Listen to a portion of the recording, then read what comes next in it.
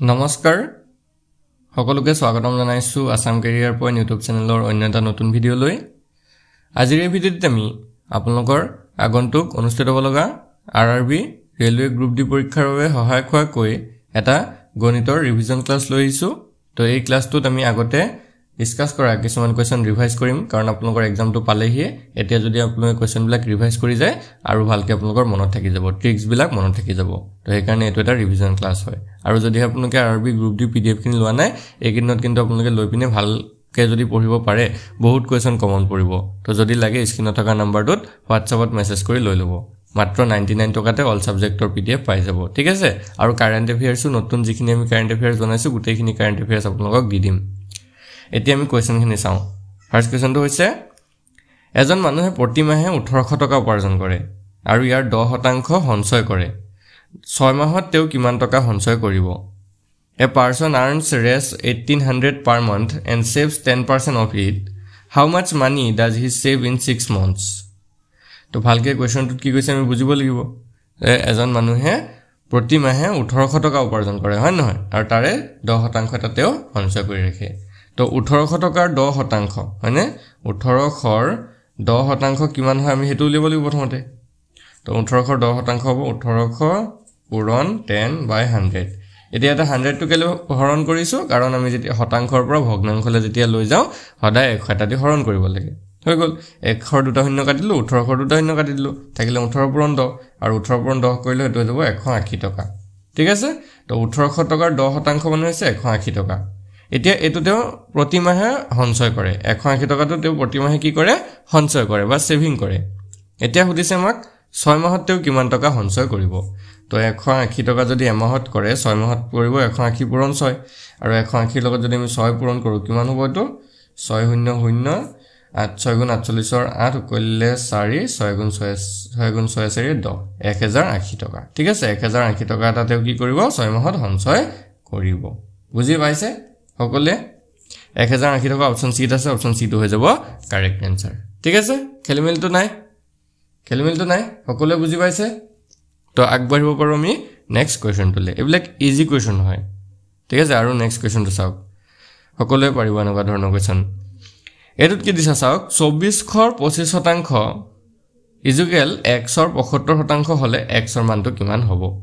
তো এইটো কোৱেশ্চন এনেকুৱা কোৱেশ্চন বিলাক আৰআৰবি এক্সামত খুব আহে বা সেন্ট্ৰেল লেভেলৰ সকলো এক্সামতে আহে আৰু ভালকৈ চাই লব কেনেকৈ আমি এই কোৱেশ্চন বিলাক সলভ কৰিব পাৰো কি কৈছে 24 ৰ 25% আৰু তাৰ লগত কি সমান x ৰ 75% টো সমান বুলি কৈছে তাৰ তেতিয়া x ৰ ভ্যালুটো কিমান হ'ব ইয়াতে এটা সমীকৰণ বনিব সমীকৰণটো যদি আমি চাওঁ 24 ইয়াতো 25% টো ভগ্নাংশলৈ লৈ গলে এটো 25/100 হ'ব আৰু এফালে x পূৰণ এটো 75% টো যদি আমি ভগ্নাংশত লৈ যাওঁ 75/100 হ'ব হৈ গল এতিয়া আমি 1 দুটা শূন্য কাটিলো 24 দুটা শূন্য কাটিলো এফালে থাকিলে 24 পূৰণ 25 আৰু এফালে থাকিলে x পূৰণ এটা 75/100 টোক যদি আমি কাটাকাটি কৰো 25 এ কাটিলে 75 তিনিবাৰ যায় আৰু 1 কাটিলে 4 বাৰ যায় 3/4 x পূৰণ 3/4 ঠিক আছে এতিয়া 3/4 টো আমি এফালে লৈ আনিলো তো এটো সব এক সেকেন্ডতে আমি এটা হেৰি কৰিলো 25 দুটা বাতি এটা 24 হ'ব তো এফালে থাকিলে 24 পূৰণ 25 আৰু 4 টো এফালে আহিলে ওপৰত গুচি যাবগে তলত 3 টো আহি যাব ইয়াত থাকি গল x 3 যদি আমি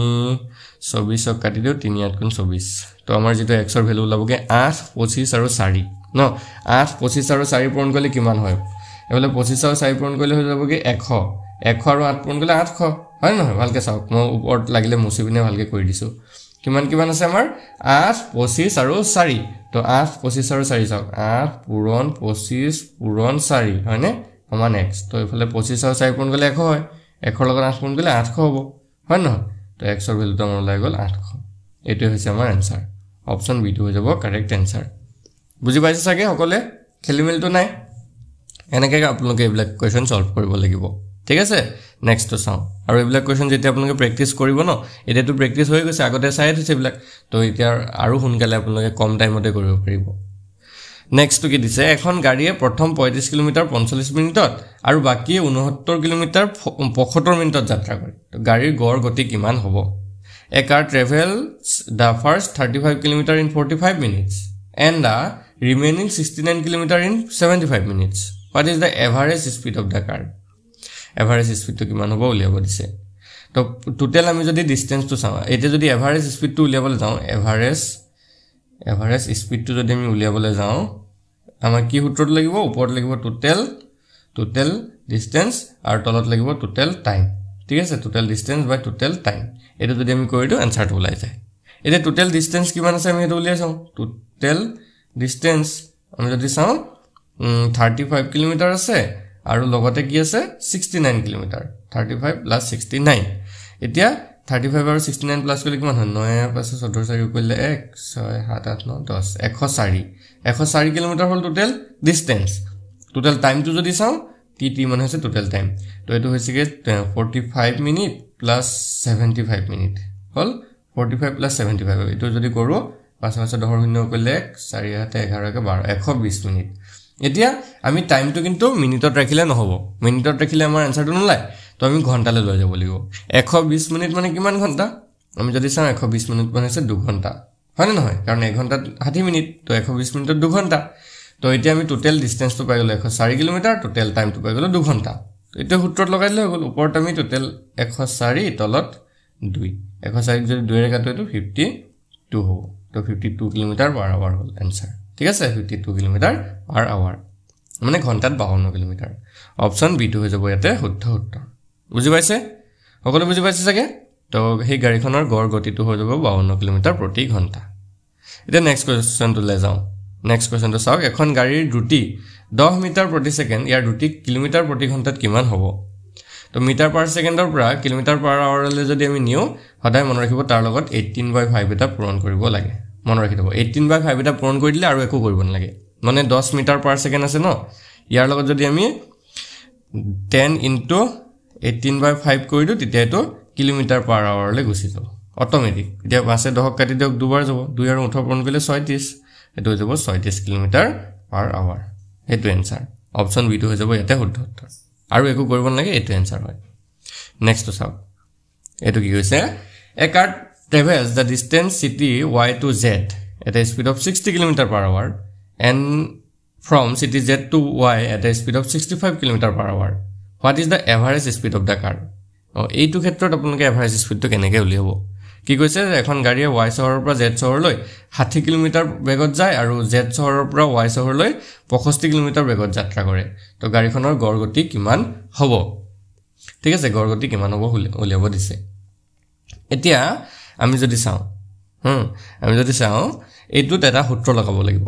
এটা আমি ফৰ্মুলা ইয়াত এপ্লাই কৰিব পাৰো। ফৰ্মুলাটো হৈছে এনেকুৱা 2xy divided by x plus y। ঠিক আছে, এইটো সূত্ৰ আপোনালোকে এপ্লাই কৰিব লাগিব। ইয়াতে x মানে হৈছে প্ৰথম দুটিটো, ধৰক ইয়াতে 60 কিলোমিটাৰ, তো x টোক আমি 60 ধৰি লৈছো, আৰু y মানে হৈছে দ্বিতীয় দুটিটো, যেটো ইয়াত 65 লিখা আছে। ঠিক আছে, x মানে হৈছে 60 আৰু y মানে হৈছে 65 হৈ গল। এতিয়া সূত্ৰটো লগাই দিও, ওলাই যাবগে। তো সূত্ৰটো যদি লগাও 2 * 60 * 65 হ'ব, তাৰ পিছত তলত 60 + 65 হৈ গল। এতিয়া আমি যদি চাওঁ 2 পূৰণ 60 পূৰণ 65 আৰু তলত 60 আৰু 65 প্লাস কৰিলে এটো হৈ যাবগে 125। 5 যদি কাটো 65 13 বাৰ যায়, 125 25 বাৰ যায়, আকৌ 5 যদি 25 কাটো 5 বাৰ যায়, 60 কাটিলে 12 বাৰ যায়, হৈ গল। তে থাকি গল কি আমাৰ ওপৰত 2 12 আৰু 13, তলত 5 আৰু নাকাটে কতো। তো 2 পূৰণ 12 মই সাইডটো মুছি দিছো, 2 পূৰণ 12 পূৰণ 13 আৰু তলত থাকিলে 5। এইকনেটো আছে। এতিয়া মই এখন ক্যালকুলেশনটো কৰি দিও। 2 আৰু 12 পূৰণ কৰিলে 24, 24 আৰু 13 পূৰণ কৰিব লাগে প্ৰথমতে, তাৰ পিছত তাক 5 হৰণ কৰিব লাগে। 24 আৰু 13 যদি পূৰণ কৰো 3 4 গুণ 12, 3 4 গুণ 12 2 কৰিলে 1, 3 2 গুণ 6 1 7, 1 4 গুণ 4, 1 2 গুণ 2, 2 7 11 1 312। ওপৰত লাগি গল আমাৰ কিমান 312 আৰু তলত 5। এতিয়া 312 ক 5 হৰণ কৰিব লাগে। তো 312 ক যদি আমি 5 ৰে হৰণ কৰি দিও, 5 6 গুণ 30 মানে নামিলে 12, 5 2 গুণ 10 নামিলে 2 পইণ্ট দিলু, এটা হৈ গল 10, 5 4 গুণ 20, 62.4 হয়নে? 62.4 ওলালে এনসাৰ অপচন সি টো হৈ যাব কাৰেক্ট এনসাৰ 62.4 km/h এটো হয় বাকি আৰু একো নহয় খালি ইয়াতে সূত্ৰ এটা মনত ৰাখিব লাগে হে সূত্ৰটো মনত ৰাখিলে হৈ যাব ঠিক আছে মই সূত্ৰটো আকৌ এবাৰ টাইপ কৰি দিছো 2xy divided by x plus y এটো সূত্ৰ আপোনালোকে মনত ৰাখিব x মানে হৈছে প্ৰথম গতিবেগটো ঠিক আছে x মানে হৈছে প্ৰথমটো y মানে হৈছে দ্বিতীয়টো ঠিক আছে x প্ৰথম y টো হৈছে দ্বিতীয় আৰু এটো মনত ৰাখিলে হৈ যাব নেক্সট কোৱেশ্চনটো চাওক এখন বেগত 40 টাকৈ তামোল ভৰালে 5 পোন তামোলৰ বাবে কেইখন বেগৰ প্ৰয়োজন হ'ব if 40 betel nuts are filled in a bag how many bags will be needed for 5 straight betel nut এতিয়া পোন মানে এটো straight বুলি নবুজায় আমাৰ 5 পোন মানে তামোল হিসাব কৰা এটা একক হৈছে পোন হয় নহয় আমি অসমীয়া মানুহ সকলোৱে জানো যে পোন হিচাপে তামোলবোৰ জোখা হয় বা হিসাব কৰা হয় সো 5 পোন তামোলৰ বাবে কেইখন বেগৰ প্ৰয়োজন হ'ব ঠিক আছে এতিয়া ভালকে চাব এটা বেগত বা এখন মোনাত কেইটাকৈ তামোল ভৰাব পাৰে 40 টাকে তো 5 পোন তামোলৰ বাবে কেইখন বেগৰ প্ৰয়োজন হ'ব এটা প্ৰথম কথা হ'ল আমি জানিব লাগিব যে এক পোনত কিমানটা তামোল থাকে হয় নহয় যে এক পোনত আমি কিমানটা তামোল থাকে এটো জানিব লাগিব সো যি সকলে জানে ইয়াৰ আনসাৰটো কমেন্টত জনাব নিতে যে এক পোন তামোলত কিমানটা তামোল থাকে ঠিক আছে কোনবা যদি জানে মইতো কৈ আছো তাৰ আগতীয়াকে আমি কমেন্টত চেক কৰিম কোনে কোনে আপোনালোকে কমেন্টৰ আনসাৰটো কৰিছিলে ঠিক আছে এক পোন তামোলত কেইটা তামোল থাকে সো মই কৰিছো চাওক এক পোনত ঠিক আছে এক পোনত 80টা তামোল থাকে তো মন ৰাখিব এক পোনত কেইটা তামোল থাকে 80টা তামোল থাকে সো এতিয়া আমাক সুধিছে 5 পোন তামোলৰ কথা তো 5 পোনত কেইটা হ'ব 5 পোনত কেইটা হ'ব 80 পূৰণ 5 আৰু 80 পূৰণ 5 যদি কৰো কিমান হয় 400টা তামোল হয়নে কেইটা হ'ব টোটাল 400টা তামোল আছে এতিয়া 400টা তামোল ভৰাবলে কেইখন বেগৰ প্ৰয়োজন হ'ব আৰু এখন বেগত যেহেতু ভৰে 40টা তো সব ভালকে চাব এটা বেগত কেইটা জুৰে এটা বেগত জুৰে 40টা এতিয়া 400টা তামোল ভৰিবলৈ কেইটা লাগিব তো এটো 400ক 40 এ হৰণ কৰি দিও 400ক যদি 40 এ হৰণ কৰে 0 টা কাটি গল 4 এ 40ক যাব 10 বাৰ তো আমাৰ 10টা বেগৰ প্ৰয়োজন হ'ব হয় না একদম সিম্পল কথা 10 খন বেগৰ প্ৰয়োজন হ'ব সো অপচন এটো হৈ যাবগে আমাৰ কাৰেক্ট আনসাৰ বুজি পাইছে সকলোৱে তো এই কথাবিলাক অলপ ভালকে ধ্যান দিলে হৈ গলগে ঠিক আছে বাকি ইয়াতে একো প্ৰবলেম নাই সকলোৱে ক্লিয়াৰ হৈছে নেক্সট কোৱেশ্চন দিলে তেতিয়া আগবাঢ়ো কি কৈছে চাওক if the volume of a cube is 216 cm cube the length of the cube will be যদি এটা ঘনকৰ আয়তন 216 ঘন সেন্টিমিটাৰ হয় তেতিয়া ঘনকটোৰ দৈৰ্ঘ্য কিমান হ'ব এতিয়া ঘনক বিলাক আপোনালোকে সকলোৱে ধৰিব পাৰে এনেকুৱা ধৰণৰ থাকে মানে এনেকুৱা ধৰণৰ এটা ঘনক থাকে মই কি দেখুৱাইছো চাওক এনেকুৱা ধৰণৰ আমি ঘনক বিলাক দেখিবলৈ পাওঁ মানে এতিয়া এই ঘনকটোৰ যদিহে আমাক কি দিছে ভলিউম মানে আয়তনটো দিয়া আছে আয়তনটো কিমান হয় 216 সেন্টিমিটাৰ কিউব আয়তন সদায় কিউবত থাকে সেন্টিমিটাৰ থাকিলে সেন্টিমিটাৰ কিউব মিটাৰ থাকিলে মিটাৰ কিউব তেনেকৈ আছে এতিয়া আমাক কৈছে যে এই ঘনকটোৰ বাহুৰ দৈৰ্ঘ্যটো বা ঘনকটোৰ দৈৰ্ঘ্যটো কিমান হ'ব সো এতিয়া ঘনকৰ দৈৰ্ঘ্য উলোৱা সূত্ৰটো আপোনালোকে ইয়াতে মনত ৰাখিব ঠিক আছে সৰি আয়তন উলোৱা ঘনকৰ আয়তন উলোৱা সূত্ৰটো কি হয় আয়তন উলোৱা সূত্ৰটো হৈছে L কিউব তো এটো মনত ৰাখিব সদায় এটো ইম্পৰ্টেন্ট ফৰ্মুলা হয় যে ঘনকৰ আয়তন উলোৱা সূত্ৰটো হৈছে L কিউব মানে L মানে হৈছে বাহুকেইটাৰ দৈৰ্ঘ্য গোটেইকেইটা বাহু সমান হয় L গোটেইকেইটা সাইডে কি হ'ব ঘনকটোৰ সমান হয় এতিয়া L কিউব যদি আমি কৰো L কিউব মানে কি 216 আয়তনটো যেহেতু 216 হয় সো L কিউব মানে 216 এতিয়া আমাৰ উলিয়াব লাগে L তো এটো হৈ যাবগে কিউব ৰুট 216 মানে 216 আমি ঘনমূল উলিয়াই দিলে হৈ যাবগে এতিয়া 216 যদি ঘনমূল উলিয়াও ঠিক আছে 216 যদি আমি ঘনমূলটো কৰিবলৈ যাওঁ কিমান হ'ব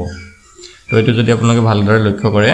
বৰ্গমূল ঘনমূল যদি আপোনালোকে আগৰ ক্লাস বিলাকত পঢ়ি আহিছিলে তো এটো 6 হ'ব মানে 6 ৰ যদি আমি 3 বাৰ পূৰণ কৰো তেতিয়া 216 ওলাইগে সো কোনটো অপচন আমাৰ শুদ্ধ হলগে অপচন সি টো শুদ্ধ হ'ব 6 সেন্টিমিটাৰ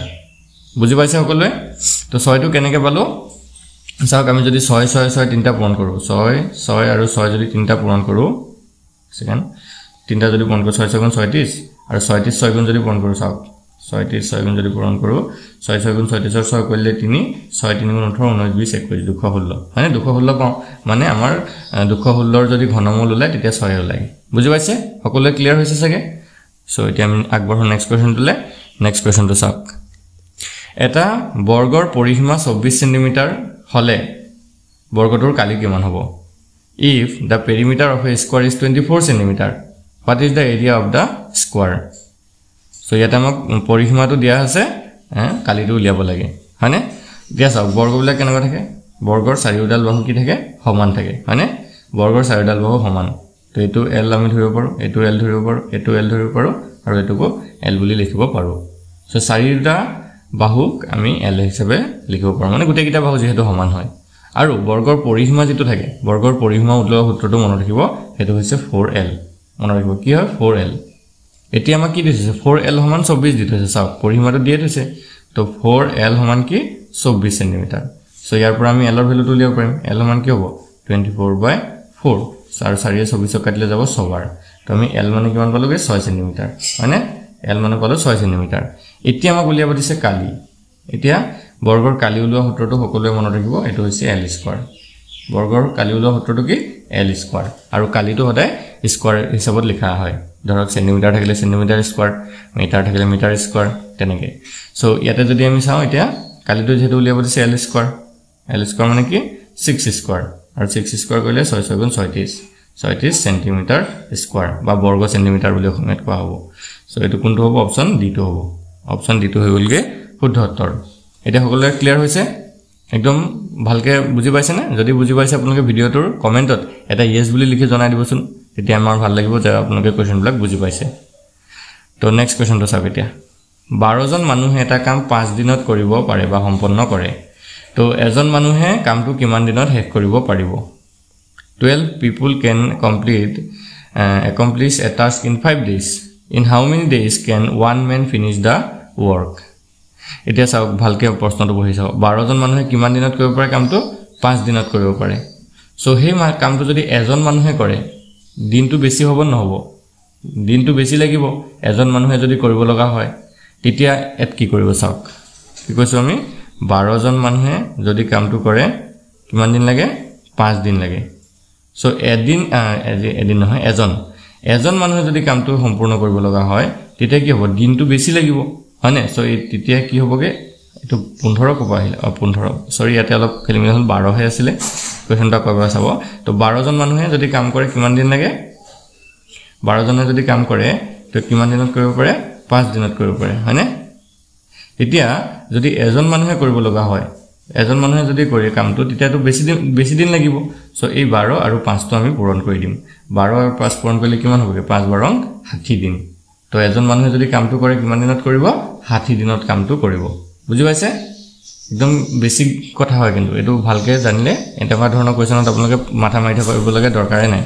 আৰু এনেকুৱা ধৰণৰ কোৱেশ্চন বিলাক আহিলে বহুতো ক্যান্ডিডেটে কি কৰে এৰি থৈ গৈছে এই কোৱেশ্চনটো বা কেনেকৈ কৰিব তো একদমই সিম্পল কথা হয় ভালকে অকমান মন দিব কোৱেশ্চনটোত তো বুজি পালে চাগে তো কিমান দিন লাগিব 60 দিন লাগিব তো আমাৰ অপচন এটো হৈ যাবগে শুদ্ধ উত্তৰ অপচন এটো হৈ গল শুদ্ধ উত্তৰ নেক্সট কোৱেশ্চনটো চাওক 18টা গৰুৱে এখন পথাৰ 5 দিনত চহাব পাৰে 15 দিনত এখন পথাৰ চহাবলৈ কিমান গৰু লাগিব এটো এনেকুৱা ধৰণৰ কোৱেশ্চন হয় ভালকে চাব 18 cow can plow a field in 5 days how many cow will take to plow the same field in 13 days কি কৈছে চাওক 18টা গৰুৱে যদি চহায় এখন পথাৰ 18টা গৰুৱে যদি চহায় তেতিয়া কিমান দিন লাগে 5 দিন লাগে মানে কিমান দিন লাগে 5 দিন লাগে মানে আমি এনেকৈ ক'ব পাৰো উল্টাকে যে 5 দিনত যদি চহাব লগা হয় তেতিয়া 18টা গৰুৰ প্ৰয়োজন হ'ব মানে 5 দিনত যদি চহাব লগা হয় তেতিয়া 18টা গৰুৰ প্ৰয়োজন হ'ব এতিয়া এদিনৰটো আমি যদি উলিয়াবলৈ যাওঁ যে এদিনত যদি সেই গোটেই পথাৰখন চহাব লগা হয় তেতিয়া কিমান গৰুৰ প্ৰয়োজন হ'ব মানে এদিনত যদি গোটেই পথাৰখন চহাব লগা হয় তেতিয়া কিমান গৰুৰ প্ৰয়োজন হ'ব এতিয়া এটো ভালকে লক্ষ্য কৰিব যে 5 দিনত লাগে 18টা গৰু তো এদিনত বেছি লাগিব আৰু তাতকে বেছি লাগিব তো এটো আমি 18 পূৰণ 5 কৰি দিম মানে আৰু 18 5 গুণ হলগে 90 তো কিমানটা গৰু লাগিব 90টা গৰু লাগিব এদিনত যদি গোটেই পথাৰখন চহাব লগা হয় এতিয়া কিমানটা গৰুৰ প্ৰয়োজন হ'ব 90টা গৰুৰ প্ৰয়োজন হ'ব এতিয়া আমাক কৈছে যে 13 দিনত পথাৰখন চহাব লাগে সো 13 দিনত যদি পথাৰখন চহাব লাগে চাব ভালকে 13 দিনত যদি চহাব লাগে তেতিয়া তো গৰু কম লাগিব তেতিয়া কি কৰিব ইয়াতে আমি হৰণ কৰিম তো কি কৰিম 90 ও 13 ৰে হৰণ কৰিম আৰু 90 যদি 13 ৰে হৰণ কৰে তেতিয়া কিমান হ'ব চাওক 90 13 ৰে হৰণটো কৰি চাওকচোন 90 যদি 13 ৰে হৰণ কৰে কিমান হ'ব তো এটো 6.92 এনেকৈ ওলাই গেল 6.92 যেটো আমি প্ৰায় বুলিও ধৰিব পাৰোঁ 7টা গৰুৰ প্ৰয়োজন হ'ব বুলিও ধৰিব পাৰোঁ কাৰণ আমাৰ অপচনত 6.92 নাই বা দশমিকত আমি গৰুৰ সংখ্যাটো কেনেকৈ ধৰিম সো এপ্ৰক্সিমেটলি 7টা বুলি ধৰা হয় অপচন সি টো হ'ব আমাৰ ইয়াত কাৰেক্ট আনসাৰ বুজি পাইছে সকলোৱে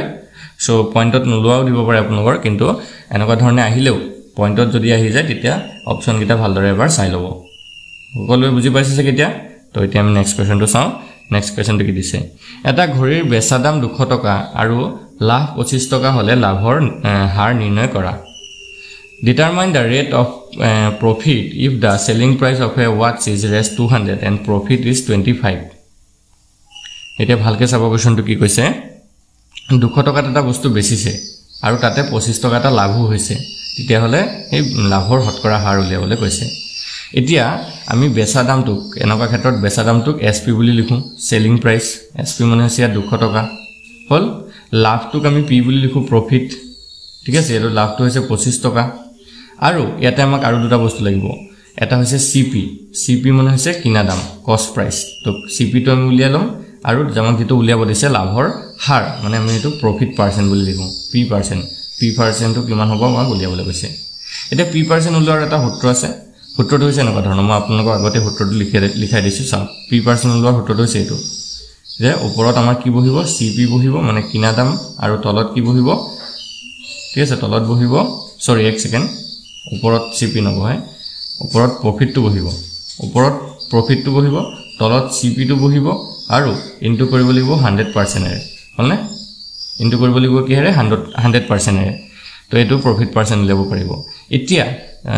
পি আমি জানো হয়নে 25 টকা 100% টো সূত্ৰৰ পৰা আহি গল কিন্তু সিপি টো ইয়াতে আমাক যেহেতু দিয়া নাই আমাক এসপি টো হে দি থৈছে সিপি টো যেহেতু দিয়া নাই মানে কিনা দামটো দিয়া নাই সো প্ৰথমতে আমি একানে কিনা দামটো উলিয়ামগে বুজি পাইছে সকলে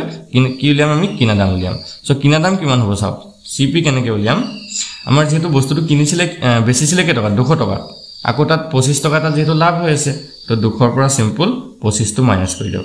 আৰু 200 ৰ পৰা যদি 25 মাইনাস কৰে এটো হ'বগে 175 টকা মানে 175 টকাত বস্তুটো কিনিছিলে মানে সিপি টো এতিয়া আমি পাই গলো মানে সিপি ইফালে সব মই লিখি লৈছো সিপি টো হৈছে 175 টকা সো সিম্পল এতিয়া আমি সূত্ৰটো প্ৰয়োগ কৰি দিম সূত্ৰটো যদি বাকি কিটা বস্তু বহুৱা দিও কি হ'ব তো প্ৰফিট আছিল 25 ওপৰত 25 ৰাখিলো তলত সিপি মানে আছে 175 ৰাখিলো আৰু এফালে 100% পূৰণ কৰি দিছো হল এটা 25 এ 175 যদি কাটি দিও 25 এ যদি 175 আমি কাটি দিও কেবাৰ যাব ঠিক আছে ভালকে চাব 25 এ যদি 175 কাটো সো এটো 7 বাৰ যায় আৰু হাতে এতিয়া আমি 100 হৰণ কৰিম হাতেৰে যদি 100 হৰণ কৰো তেতিয়া এটো 14.28% মান ওলাই 14.28 আৰু কিবা কিবি ওলাই পাছত সো এনেকুৱা ধৰণৰ আমাৰ পইণ্টত আনসাৰটো ওলাব তো কোনটো অপচন শুদ্ধ হ'ব চাওক তো এটো অপচন এ হ'ব শুদ্ধ উত্তৰ 14.29 মানে এটো 14.28 টো আমি 29 হিচাপেও ধৰি লব পাৰো বুজি পাইছে সকলে বুজি পাইছে এতিয়া এই সূত্ৰটো ইম্পৰ্টেন্ট হয় মনত ৰাখিব ঠিক আছে প্ৰফিট পাৰ্সেন্ট লোৱা সূত্ৰটো ইম্পৰ্টেন্ট হয় মই আকৌ এবাৰ লিখি দিছো ভালকে নোট কৰি লব ওপৰত কি ৰখা হয় প্ৰফিটটো ৰখা হয় তলত সিপি মানে কিনা দাম ঠিক আছে তলত কি ৰখা হয় কিনা দাম মই লিখি দিছো চাওক কিনা দাম আৰু ইনটু কৰি পেলাব 100% এৰে ইনটু কি কৰিব 100% কৰি পেলাব আৰু ওপৰ প্ৰফিট মানে হৈছে লাভ ওপৰত লাভটোক ৰাখিব তলত কিনা দাম ৰাখিব আৰু তাৰ লগত 100% এটা পূৰণ কৰি দিব আপোনালোকৰ লাভৰ শতাংশ ওলাই যাব কি ওলাই যাবগে লাভৰ শতাংশ ওলাই যাবগে বুজি পাইছে সকলে চাই ক্লিয়াৰ হৈছে সো এতিয়া আমি আগবাঢ়িব পাৰো নেক্সট কোৱেশ্চনটোলে নেক্সট কোৱেশ্চন চাওক 12% লোকসানৰ হাৰত বিক্ৰী কৰা এখন বেগৰ কিনা দাম 200 টকা তো হলে বেচা দাম কিমান হ'ব Find the selling price of a bag sold at loss of 12% if the purchase price is raised 200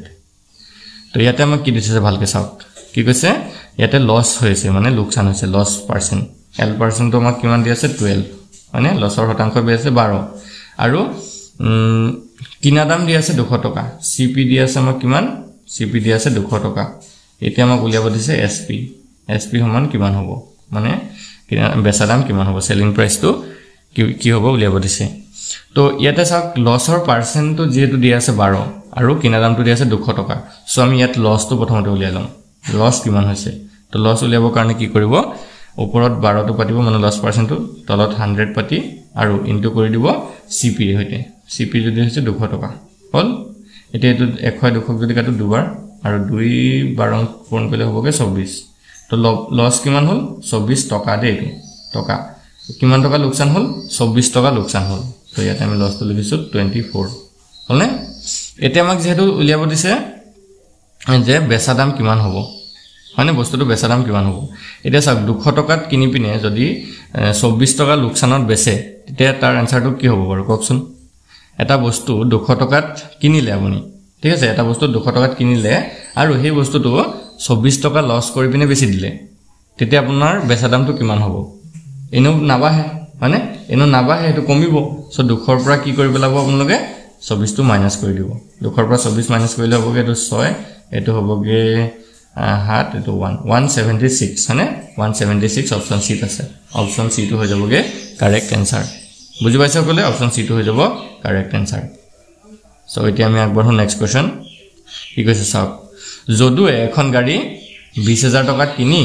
তাৰ মেৰামতিৰ বাবদ 5000 টকা এটা খৰচ কৰিলে আৰু কম হুদত গাড়ীখন মধুক 22000 টকাত বিক্ৰী কৰিলে যদুৰ লোকসানৰ হাৰ নিৰ্ণয় কৰা Yadu bought a car of rest 20,000 and sold it to Madhu for rest 22,000 at low interest after spending 5,000 for repair. Determine the loss rate of Jodu. এতিয়া সব ভালকে যদুৱে মোটৰসাইকেল গাড়ী এখন কিনিলে দেই 20000 টকাত গাড়ী এখন কিনিলে আৰু কিবা কিবি বেয়া সেকেন্ড হ্যান্ড গাড়ী কিনাৰ কাৰণে কিবা কিবি তাত বেয়া আছিল কাৰণে 5000 টকা এটা আৰু খৰচ কৰিলে তো 20000 ত কিনিলে 20000 কিনলে তাৰ লগত আৰু 5000 টকা এটা যোগ হৈ যাবগে কেলে কাৰণ 5000 টকাটো হিয়ে খৰচ কৰিলে মেৰামতিৰ কাৰণে সো এতিয়া তাৰ কিনা দামটো টোটাল পৰিবগে 25000 টকা হয়নে কিনা দামটো টোটাল কিমান পৰিবগে 25000 বুজি পাইছে গলে সো ইয়াতে আমি সিপি লিখিব পাৰিম সিপি টো কিমান হ'ব 25000 বুজি পাইছে তাৰ পিছত কিমান টকাত বেচিলে হেতু চাও বেচিলে 22000 টকাত এসপি টো হৈছে 22000 টকা 22000 মানে এসপি টো 22000 এতিয়া উদিছে যে যদুৰ লোকসানৰ হাৰ কিমান হ'ব সো 25000 কিনি যদি 22000 বিক্ৰী কৰে লস কিমান হল হেতু প্ৰথমতে কওকচোন লোকসানৰ হাৰ যেহেতু উলিয়াব দিছে পাৰ্সেন্টেজত উলিয়াব দিছে আনসাৰটো প্ৰথমতে আমি চাও লোকসানটো কিমান হল তো লোকসান যদি চাবলৈ যায় 25000 পৰা 22000 কৰিলে সো এটো 3000 টকা লোকসান হল মানে ডাইৰেক্ট দেখা দেখি ওলাইছে মাইনাস কৰিব নালাগে 25000 পৰা 22000 মাইনাস কৰি দিয়ক 3000 টকা লোকসান মানে 3000 টকা যদি লোকসান হয় এতিয়া লোকসানৰ পার্সেন্টেজটো উলিয়াব গৈছে কিমান পার্সেন্ট লোকসান হল এতিয়া আমি যদি L% উলিয়াবলৈ যাও কেনেকৈ হ'ব চাওক L% উলিয়া হতটো এটো ওপৰত আপোনালোকে লোকসানটোক ৰাখিব L টোক ৰাখিব তলত CP ৰাখিব মানে কিনা দামটো ৰাখিব আৰু সেম আগৰ দৰে 100% এটাই পূৰণ কৰি দিব বুজি পালে সো এটা লোকসানটো হৈছিল 3000 আৰু CP টো হৈছে 25000 আৰু 100% পূৰণ হ'ব এটা 100 দুটা শূন্য কাটিলো এফালে দুটা শূন্য কাটিলো 3000 ৰ এটা শূন্য কাটিলো এফালে এটা শূন্য কাটিলো খতম এটা অকল ওপৰ 300 আছে তলত 25 আছে আৰু 25 যদি 300 খৰণ কৰি দিও এটো 12% ওলাই কিমান ওলাই 12% কৰি চাবচোন হৰণটো 12% ওলাব সো আমাৰ কোনটো অপচন কাৰেক্ট হ'ব অপচন এ বি সি তিনিটাতে নাই সো অপচন ডি টো হৈ যাবগে কাৰেক্ট आंसर এটাও নহয় বুজি পাইছে সকলোৱে তো আমাৰ আনসাৰটো কিমান হ'বগে 12% তো 12% থাকিব পাৰে আনসাৰত বা এনেকে এটাও নহয় বুলিও কেতিয়াবা থাকিব পাৰে সো এনেকুৱা ধৰণৰ কোৱেশ্চন বিলাক আপোনালোকে ভালকে চাই যাব